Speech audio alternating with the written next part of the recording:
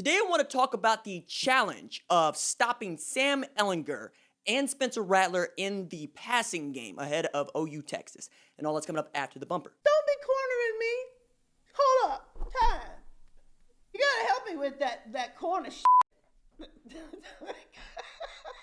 What's up, kinfolk? It's RJ Young. I am not on a step mill. Consider hitting the like and subscribe button because I upload a video every single day. So it's college football related, sports related. We have a good time. Today, I want to talk about Sam Ehlinger and Spencer Rattler as passers going into this edition of the Red River Rivalry. It is the first time since 2005 that Texas has been ranked and Oklahoma has not going into this game, and how they each got here through the first 3 games of the season is actually wild interesting, because if you look at their numbers, you would expect both Sam Ehlinger and Spencer Rattler to be on the path to Heisman finalists, like being invited at the very least to the ceremony, because both are averaging better than 300 yards passing a game.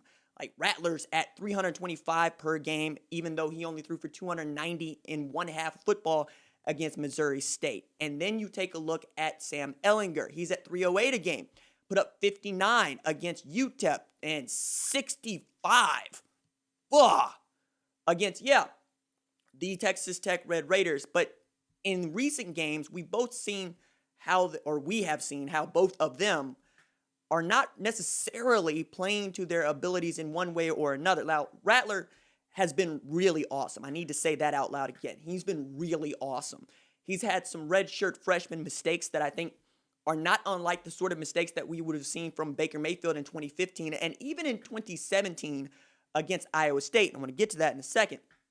Ehlinger looked bad against Texas Christian. He didn't trust what he saw. He was double clutching the ball. And even when Mike Yurcich had some outstanding play calls, they could not go out and execute. Now, that needs to change against an Oklahoma secondary that you could take advantage of, because as I've outlined, you can go 6'3" to 6'7" across the board and just decide to play big boy football against this Oklahoma secondary with Malcolm Epps at 6'6", 244, Andrew Wiley at 6'7", 254, Tariq Black at 6'3", 217 pounds, and of course, there's Josh Moore, who's every bit of 6'3", 230. Like, they have that. I should say Joshua Moore.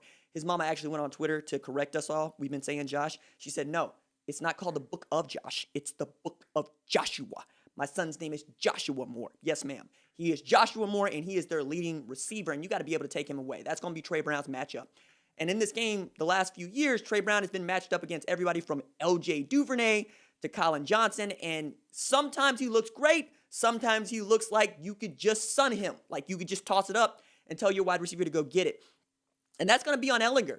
He's going to have to put an accurate football in the air toward each one of these guys, because they have the assets to really take advantage of this secondary, which means that you have to force Sam Ehlinger into those positions, because I believe the same way that you would attack Spencer Rattler is the way that I would say attack Sam Ehlinger. Difference, though, is what do you do in the run game? So if you're Oklahoma and you run this modified 3-4 that looks like a 4-2-5 to me, you take a look at what Texas Christian was able to do. They were dropping guys back into coverage. When they ran zone, it flustered Ehlinger. When they ran man, they were able to somehow hit some big hitters and take them to the house. The other part about that is that they're able to run the football. Like, they have 3 tailbacks that are averaging better than 5 yards per carry, period. Oklahoma only has 1. And Oklahoma has been uncharacteristically bad running the football. So what would I tell you if I was Chris Ash, or if I was talking to Chris Ash? I would tell him, yeah, man, load the box, or just run, that umbrella defense that Iowa State makes famous. I tell them to load the box because I kind of want Oklahoma to have an opportunity to win this football game. But if you run that umbrella defense and you ask Spencer Rattler to pick you apart, I think, he's going to throw for 300 yards. I also think you're going to come down with 2 interceptions that could turn the tide of the game. That's what I would say do, right? I would run zone. I would run match quarters. I would run cover 2. I would be sure that nobody can get outside, and I would force Rattler to find guys in those windows. And since I'm comfortable running 3 safeties, and I know that Jawan Mitchell will come down and hit somebody, yeah, that's what I would do. I think you can do the same thing against Sam Ehlinger. I think you could have the same sort of, joy, really, just yelling Oski, because unlike Rattler, Ehlinger's going to put it up in a place where a red jersey is going to be able to come down with it, right? That's going to happen. Rattler's going to probably get balls tipped, right? He's probably going to throw a ball that he thinks the receiver is going to get to, and then you'll see Caden Stearns come over the top, right? You might see a Josh Thompson. You might see Anthony Cook, right? Jalen Green. Any one of these dudes that's Texas defensive back that is long and has range. And the other part about this is that they're still very, very experienced. Like, they had to play a bunch of guys last year because Tom Herman ran a death camp and tried to sell out to win LSU, and that came back to bite them during the middle of the season. When they finally got healthy, they went and beat up on Utah, but they still finished 8-5. This is a magic year for Tom Herman, or we're supposed to be. This is the most talented Texas football team I've seen since 2009, which is the year they played for the national championship last. It's also the last time that Texas was absolutely relevant.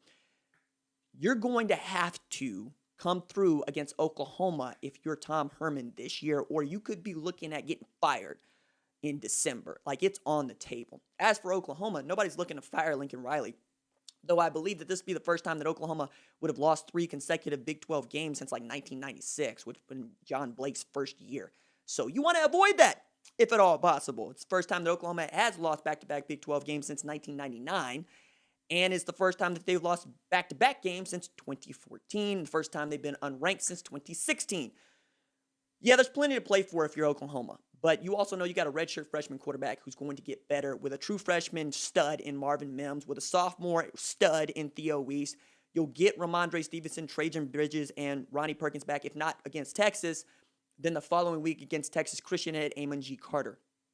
You want to win this game because this game means everything to Oklahoma fans, but it is not necessarily the dire situation that it is in Texas. Like, I did not expect Oklahoma to compete for a national championship in 2020. That's 2021. 2021 is the year you stake it all, right? That's the one you chase everything. You're going after Alabama, Georgia, Ohio State, Clemson, everybody. 2020 is a bridge year. You need to really get good this year with what you have that's young. It's another reason why I want to see guys like Bryson Washington, Kendall Dennis, and others get run in that secondary. I continue to ask, where the hell is Jeremiah Cradell? Like, that dude was a steal for Oklahoma, a 4-star safety out of Mater Dei who we thought was going to end up at Oregon, that Oklahoma and Lincoln Riley really was able to get to commit to Oklahoma without a defensive coordinator. I want to see him play football. When Justin Harrington gets healthy, I want to see him play football. Marcus Hicks gets healthy, I want to see him play football. There's lots to be excited about for Oklahoma. It's just, it ain't going to be pretty in 2020, but you knew that. All right, that's it for me. Deuces.